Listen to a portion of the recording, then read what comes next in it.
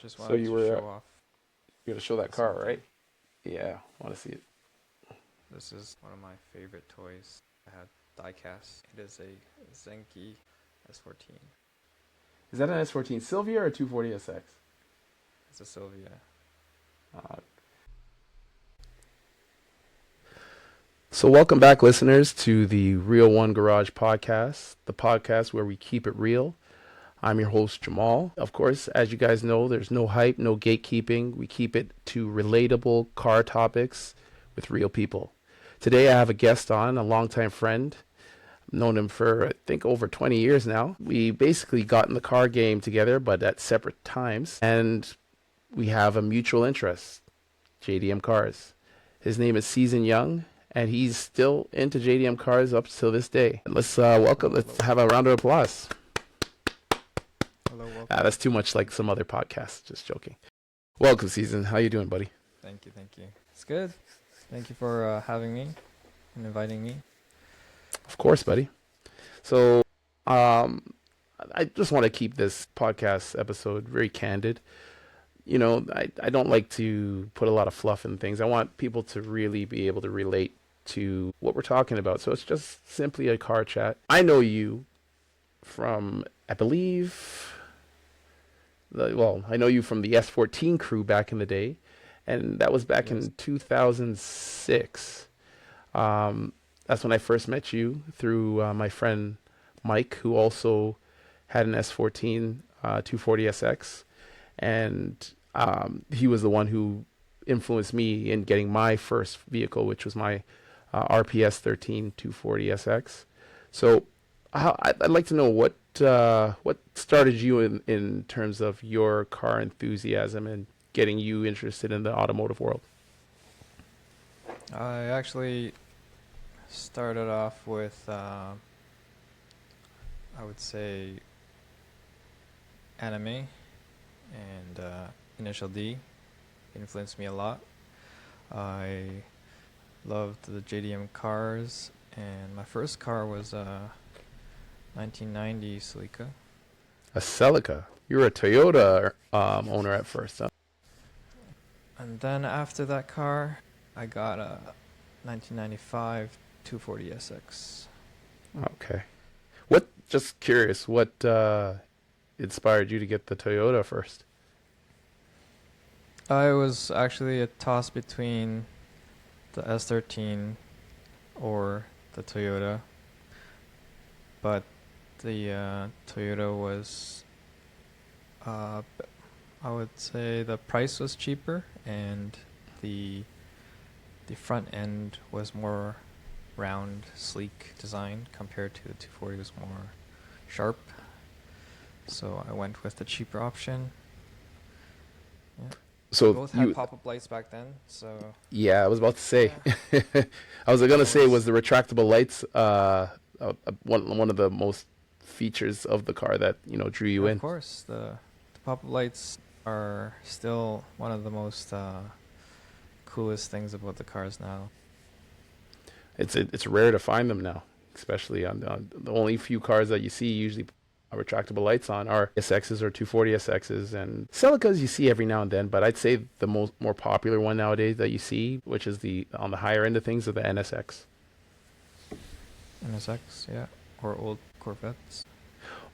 Actually, I would think Corvettes, but you know what's funny? And I don't know about if you were going off a little bit off topic, but I don't know if you're feeling the same way. But like when I think about those kind of things, I never really think about domestic American vehicles.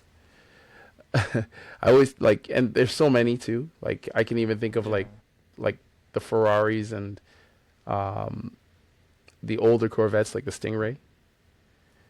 So yeah. it's not uncommon for them to have retractable lights. But yeah, the first thing I think of is NSX, or yes, older Celica, or the most iconic vehicle of all the retractable lights. And I'm sure you wouldn't mind owning one as well. FD. RX-7. Yeah, It just takes a moment there to get the those are wheels running. You start remembering things. Yeah. But yeah, and so okay, and so the your first S chassis was an S4. S14. Yes. All right, and I that's fell in love with it. and why did you fall so deeply in love with that chassis? Actually, when I first bought it, I bought it off some Italian person that sold it, and he bought a Mustang, Okay. and it just had like lowering springs, and it Oh, so came it was modded. stock with, yeah. And when I test drove it, I was like, oh, with lowering springs, it handled pretty well. Little did I know, when it's stock suspension, it's a totally different car. Guessing back in those days, it probably lowered down some iBox springs or something like that. Usually those were the most Yeah, affordable. the Ibach springs with Taquito. Tokiko shocks. Yes. Oh my gosh. You're bringing it back now. Now I'm actually, I'm legit actually feeling some nostalgia now. So what color was that one? I had a white 240SX back then. Awesome. That seemed to be a popular color for teens, at least here in like Southern Ontario. Yeah, most people had white or black, and then there's the odd ones, which were more rare, was to see like the purple and the green. Oh, you know me. I had the purple one. Yeah. Although, to be honest with you, I really shouldn't have bought it. But that's a story for another podcast. But no, yeah, the green and the purple were rare, and a lot of them. Like what trim level was your 240SX? The first one I bought was a LE, Okay. and so it has the full leather interior, has the VLSD rear sway bar, 5 lug, helped add a few other things. Had That's the upgrades. it did.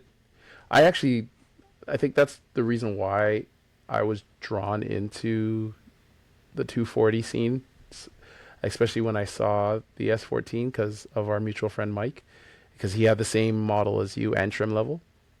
Yeah. Was yours 95 or 96? 95. 95? Okay, so same thing. But yeah, when you just got in that car, it did feel luxurious. There was Yeah, a it's certain, like a premium. yeah, it felt, yeah, that's actually a better word, premium. Yeah, it felt very premium because when you sat in I guess it was the SE. Is that the SE? Because the SE had a four lug, right? Yeah, there's the 4 lug model. Yeah. So I don't know. I don't still appreciate the car, but it did feel cheaper, so to speak, which I'm sure it was out of the showroom as well in terms of MSRP. Did you ever look up how much those went for brand new? No, I don't know. Okay. I'm guessing they I were got around the into it. I same price. got into the 240 scene in like early 2000s. So Hmm. So it was like 10, it was 10, 11 years old by then. yeah. Would you say, well, like what year was it when you bought it? I bought it in 2000. Oh, 2002. So, okay. So yeah, just under 10, just under a decade old. But it held well.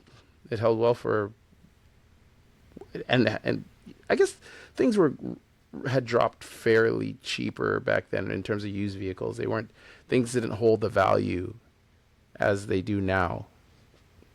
And of course, S14s now are like probably like two, three times the price of what you paid for yours. Yeah, you feel like it's very expensive car now. It is. It is. I actually. Back then, I think my first one was I paid 6-7 thousand for my first one. Sorry about that. Always a little technical difficulty. Without it, doesn't make the podcast interesting. But yeah, yeah, 6-7 thousand. I think I bought mine for 6,000 as well. Now I think what we were talking about what the price is for now. I think they, if correct me if I'm wrong, like you usually see an S14 or a Koki S14. Zenki or Koki, going for between, I'd say lowest I've seen, and this is with even out without an engine, like 15K. Yeah, 15 to 20. But that's the price now. That blows my mind because I did look up my S13 when they were brand new. The base model that I had went for 19 grand back in 1990, which, seems reasonable. Yeah. So now they're more than retail. Yeah, it's kind of ridiculous, but it is what it is, right? It's supply and demand. So what was the local scene like for you? Because I'm sure we had different experiences. Because we get into the cars and we start modding it ourselves, we turn to online forums back then. So I joined a forum called Son 240SX. It's Southern Ontario Nissan 240SX. And that's like our group where everyone shared information, shared tech, share DIYs, and it's similar to, I guess, pages also reference like Sylvia for a lot of information. Mm-hmm. And that's where I met most of the 240 people. Is we always had postings on the forum for meets, and you just end up meeting a lot of people locally. What were the meetups like back then? Would you say they're a lot different than how the meetups are now? What was it? What did you see more or less, or how was it? I guess in general. Then we meet up like, I guess there's the Timmy's, Tim Hortons coffee shop meets where we would meet up to hang out. And then there's those days where you have some fun. What was having fun like? Lots. I was just being in, I guess, empty parking lots. Yeah, that was fun. Or in empty industrial areas. It was fun. Yeah, I actually, you're absolutely right. It was definitely fun, and it was, yeah, I think maybe my third or fourth time going to one of those kind of meetups. It was after I had sold my S13 and I got into an S14. And I did know you from when I had my S13, but I never hung out because you guys had some gatekeeping rule. No S13s allowed in the S14 club. You guys are silly. Yeah, the S14 group of friends always rolled together, drove in together, hang out more than with the S13 people. Oh yeah, I remember that. I used to think of like, yo, I actually have a turbo motor in my car. You guys are still running on KAs, and I ruled out. That didn't make no sense. I'm more JDM, but it's all good. It was the immaturity of youth, and it was what made youth interesting back then. But I digress. One of the fun things that was when I got my S14 is I met up with you and Mike out here in Mississauga. Well, I'm no longer in Mississauga, but in Mississauga, where we all lived at the time. And you had suggested, because we were actually driving all our cars in the winter back then. Oh yeah. And that was another Yeah, big we drove difference. in the winter. Yeah, In the snow days. exactly. I think another big difference, and you can correct me if I'm wrong, is that we used to actually drive our cars in the winter because we only had one car. It wasn't a norm. There were people that did it, and kudos to them because they were able to maybe save their cars in the condition they were and if they sold them, make a lot better dollars on it. But most people used their trees as dailies, right? Yeah. Daily, every day, drive through all year round, and also drive to the track, drive to work. Yeah, it was an everyday use vehicle as well as a fun vehicle.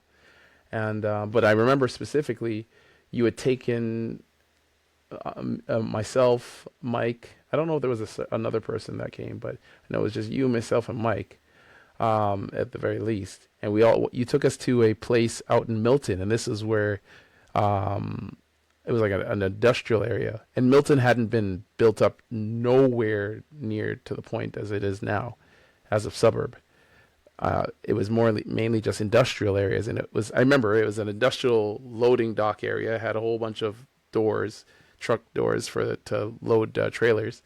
And you said, yeah, this is the best place for drifting. And then instantly, as soon as we got there, because it was a fresh snow that just happened, you instantly just took the car sideways around and around and around and kept going.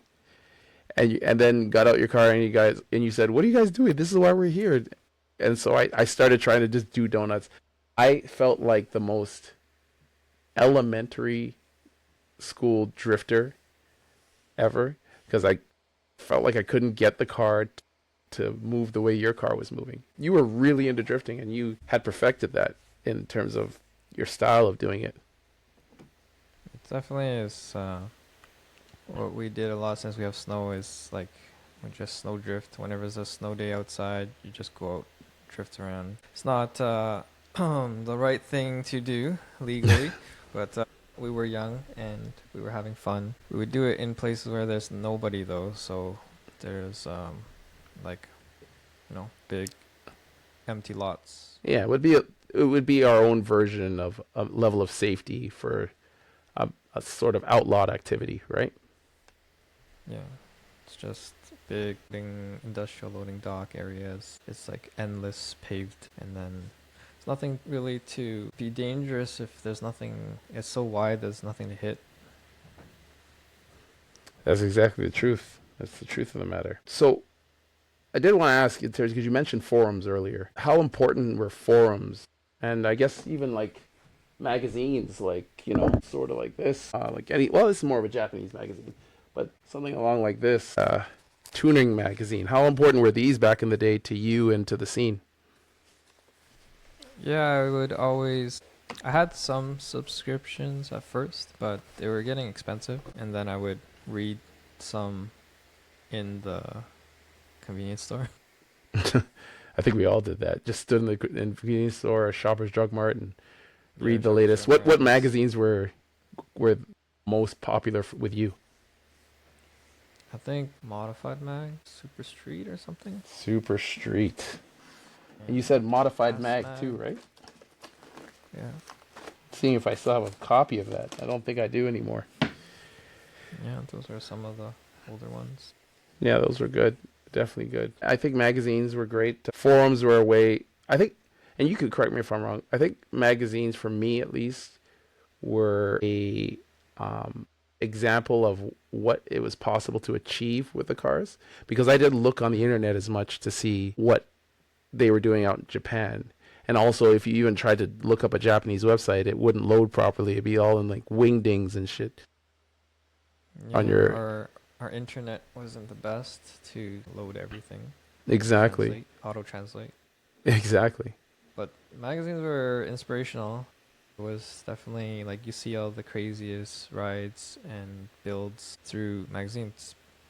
Now, I guess you can see it in person. Or an Instagram, social media, different Yeah. social media platforms. No, hands down. And I guess on the other end, forums were our method of gaining knowledge or even buying and selling parts for the cars. Mm-hmm. Yeah, there's a huge marketplace, and through the forums, we would be selling parts to each other for affordable prices, secondhand prices. All the knowledge is there from others passed on, just like for public everyone. It wasn't like so if you ever want to do something, someone's already done it, you can follow their instructions. People spend so much time in writing those write-ups where they even include pictures, or they were like, I think they were tagging pictures, and then those links would die out. What did we use it on? Like, it's called like Image Photo or something like that. I can't remember what the hosting website used to be. But yeah, Photo Bucket. There we go. Yeah. Photo Bucket. Holy, I forgot about that. That is a throwback. Oh yeah, man, that was a treat to be able to see, like, do that, sell things on there, buy things, and to be honest with you, it just cultivated a great culture, a niche culture in which like you started being able to meet new people and new different people in the scene, like our mutual friend Ted, who enabled me to get my GTR and also helped me with turning my 240 into like a SIL 40. It was just Yeah. it was a tool for socializing and enjoying the hobby at the same time, right? That was really good. So got a question here: SR versus the KA debate. So you've tried both. What do you prefer? What do you have right now, actually? I have KADE. You have a KEDET. Okay, those didn't come with a T, so you added a turbo to yours. Yeah, everyone back then was on the SR versus KA debate, and a lot of hate on the KA because SR is JDM and comes with the car in Japan. Here we just got our, you know, KA truck motor, they call it. Yes. What truck was that in? Actually, it's like a Nissan. I can't even remember. There was a Nissan truck that it was in, and that's why people used to say that. My thing is that, and I still, it's a debate that I've had with our mutual friend Mike as well, is that I know based on at least my 240, my 1990 240SX, it was built in Japan. I'm guessing yours was as well, correct? Your S. Car should be. The reason if you look at the the VIN sticker in the door sill, it'll Yeah. indicate made in Japan or something like that, right? It has to Yeah, indicate it that. should still be, yeah. So just after going to Japan and seeing something like this, I seen a whole bunch of Honda Civic F05s on the docks at the ports, but these were Civics meant to be sent out other places, right? So knowing that, I had the debate thing.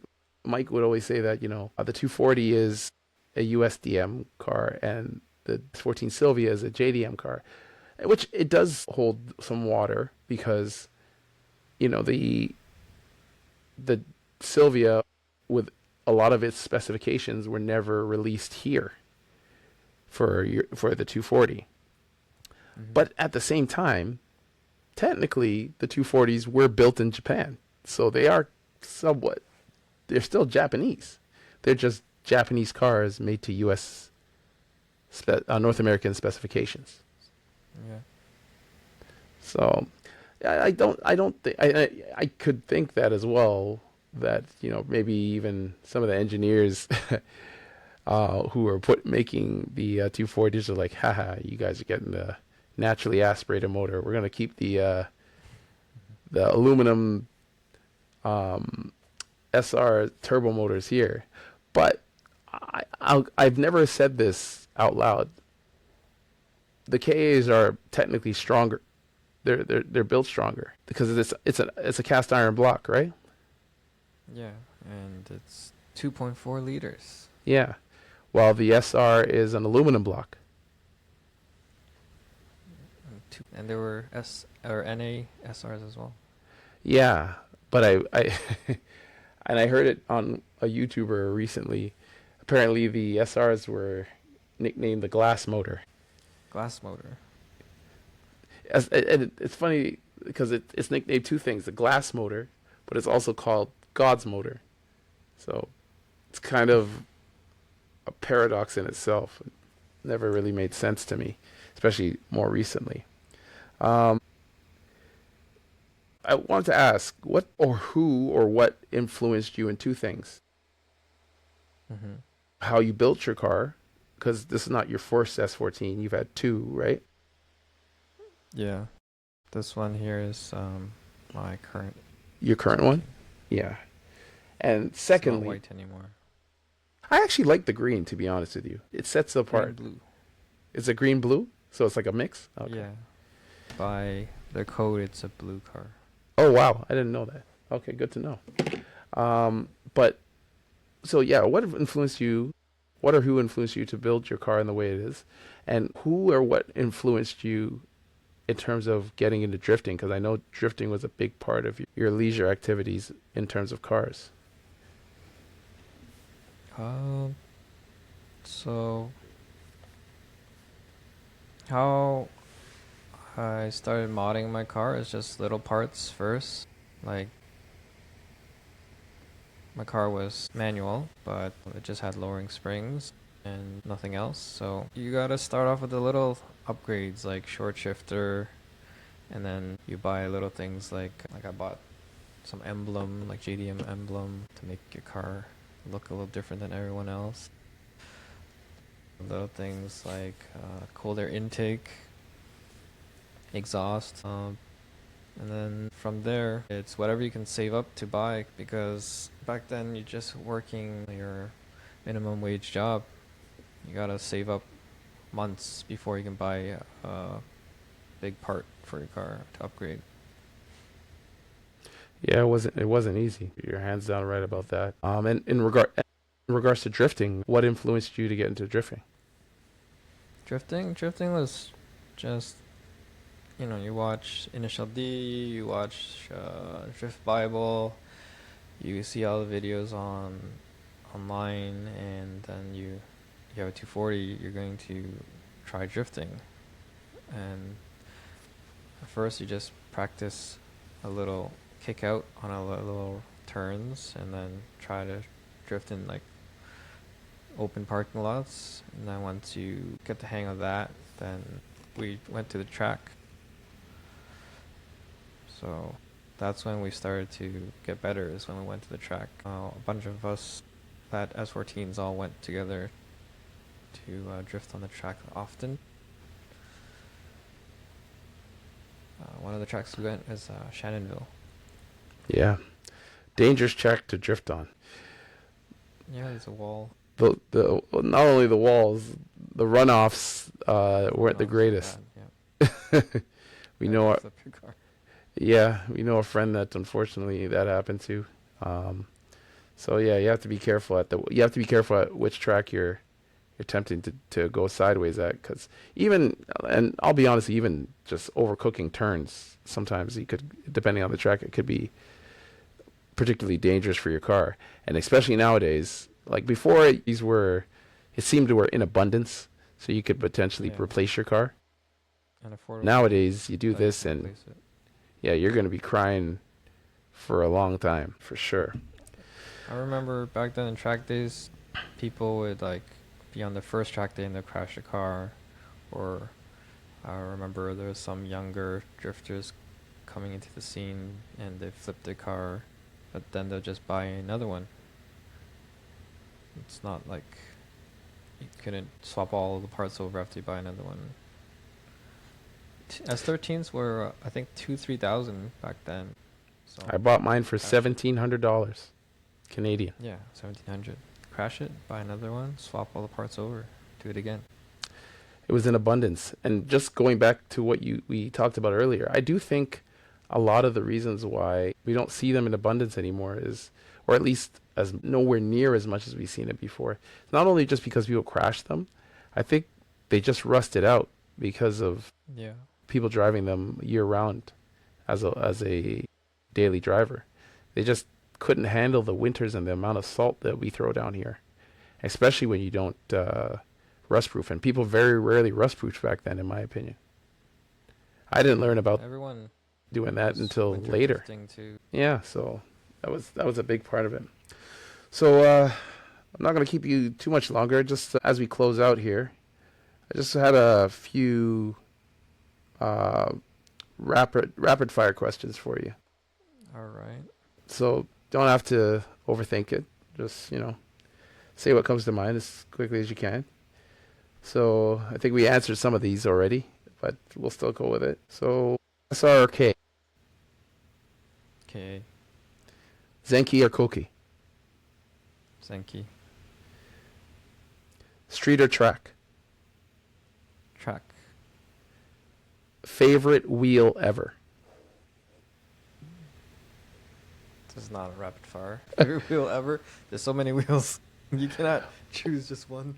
Okay, what's the first wheel you think of when you think about your S14? And yeah. First wheel I bought, or no, the first wheel I bought was some cheap wheels I found, but the first set of Japanese rims I bought, I still have them till now, is the Wed Sport S.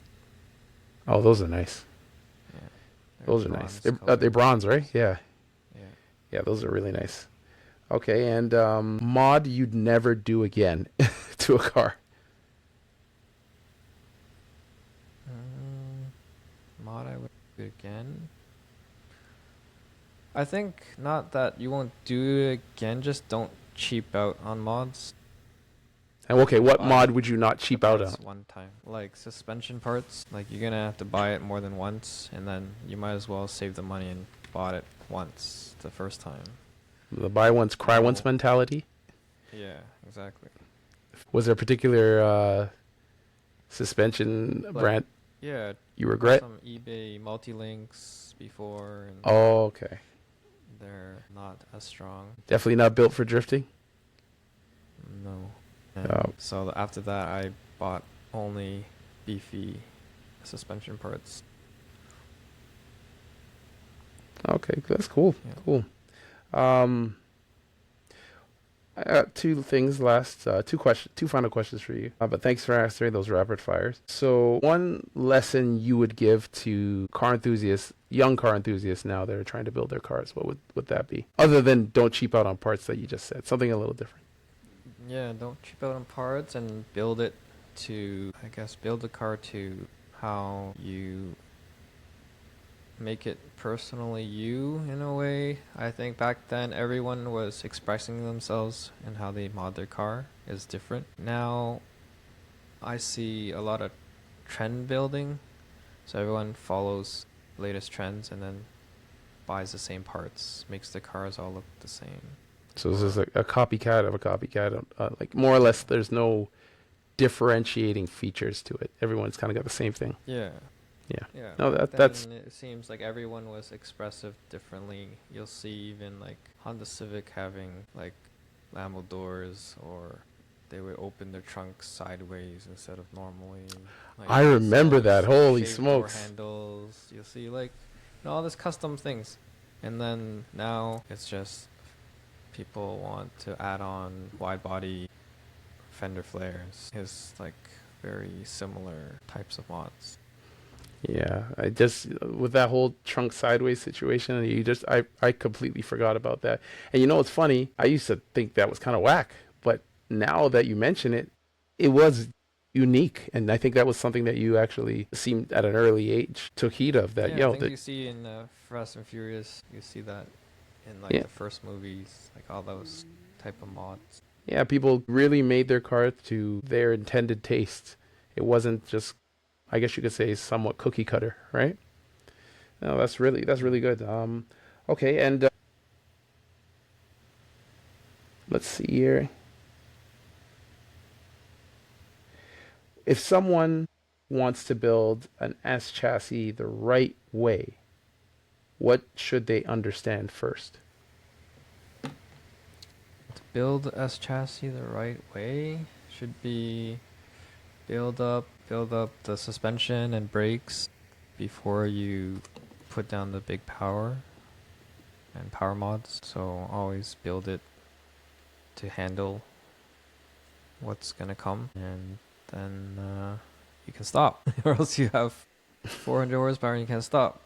You have 400 horsepower, you can't turn. Also, you might sacrifice a motor if you go any higher, depending on how you built it. Yeah. No, that's for sure. 350 horsepower. That's for sure. There is one more thing. You can just spend 1 or 2 minutes on it. In terms of, I forgot to mention it, in terms of how you're involved in the community, what do you do now in terms of how you're involved in the community? Do you just drive your car, or are you too busy, or what do you do now? So no matter what, I would keep my car through thick and thin. Like even if I had to make financial decisions, I would not sell my car. True car So enthusiast. I still have my 240, still have it till now. One day it will be, I guess, fully put back to how I want it with the body kit and everything. Mm-hmm.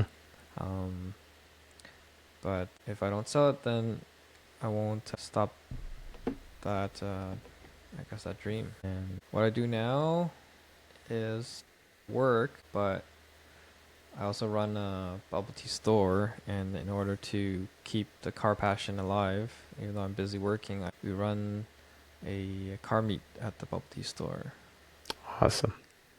Cars and Tea, bubble tea. shop car meets, huh?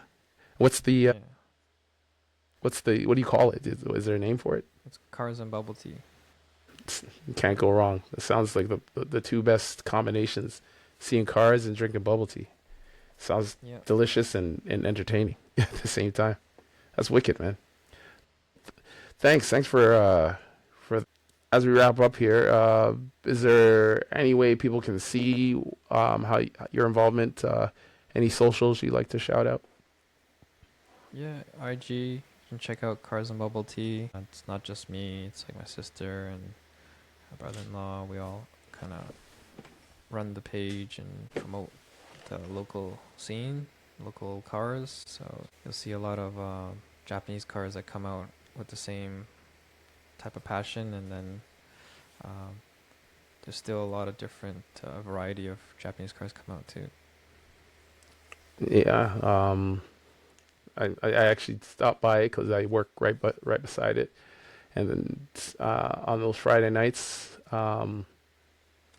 they do not disappoint. You have a eclectic amount of different cars. From RX-7 FT3Ss, FCs.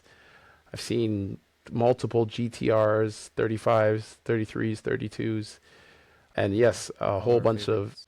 my favorites, of course. Yes, and of course my other favorites, a whole bunch of S chassis, whether it be RPS 13s, so hatchbacks or coupes, and S14s as well. So definitely, if you're in the area in Mississauga, next to the city next to Toronto, in the Greater Toronto area, check out Jing Futong. That's IXNGFUTANG.